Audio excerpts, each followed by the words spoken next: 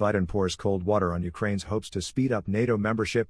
President Joe Biden poured cold water on Ukraine's hopes of expedited membership into the North Atlantic Treaty Organization, NATO, amid Russia's invasion on Saturday. Biden is a key ally to Ukraine amid the Russia-Ukraine war, launched by Russian President Vladimir Putin last February. His administration has provided billions of dollars of military aid to help Kyiv defend its sovereignty, allowing Ukraine to turn the tide of the war in its favor, and has often sided with the Eastern European nation on many diplomatic disputes. However, Biden has also said the country is not ready to join NATO, a military alliance between North American and European nations, citing the need for government reforms. On Saturday, the president addressed the possibility of speeding up the process to allow Ukraine to join the alliance ahead of his 2024 campaign rally in Philadelphia.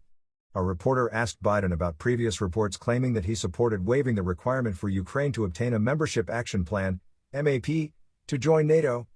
According to the map, candidates must make military and democratic reforms before being considered to join. However, this could be a lengthy process for Kyiv amid what its government views as a more urgent need to join the alliance. However, Biden disputed that he would consider easing the process for Ukraine. "No," he said. "They've got to meet the same standards. So I'm not going to make it easier." Biden added that Ukraine has done everything relating the ability to coordinate militarily, a key aspect of NATO membership, but raised questions about other qualifications to join the military alliance. There's a whole issue of, is their system secure? Is it non-corrupt? Does it meet all the standards that every other nation in NATO does? I think it will. I think it can. But it's not automatic, he said. Newsweek reached out to the Ukrainian Ministry of Foreign Affairs for comment via email. Daniel Fried, the former U.S. ambassador to Poland and a Weiser Family Distinguished Fellow at the Atlantic Council, told Newsweek on Saturday that Biden's remarks should not be interpreted to mean that Biden supports a prolonged process for Ukraine to join NATO.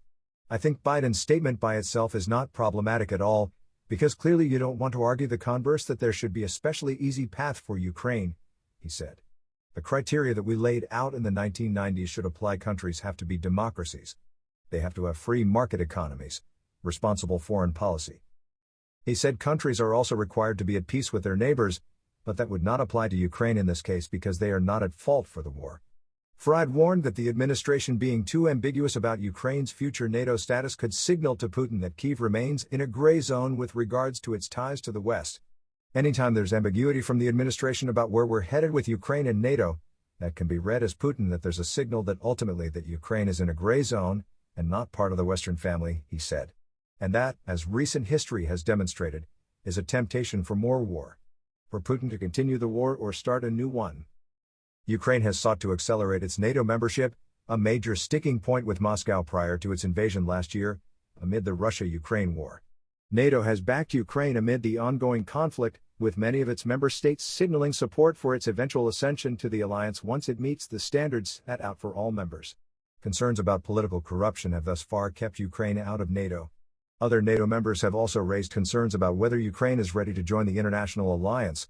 Germany, for example, has said Ukraine membership would only be possible after the war with Russia ends.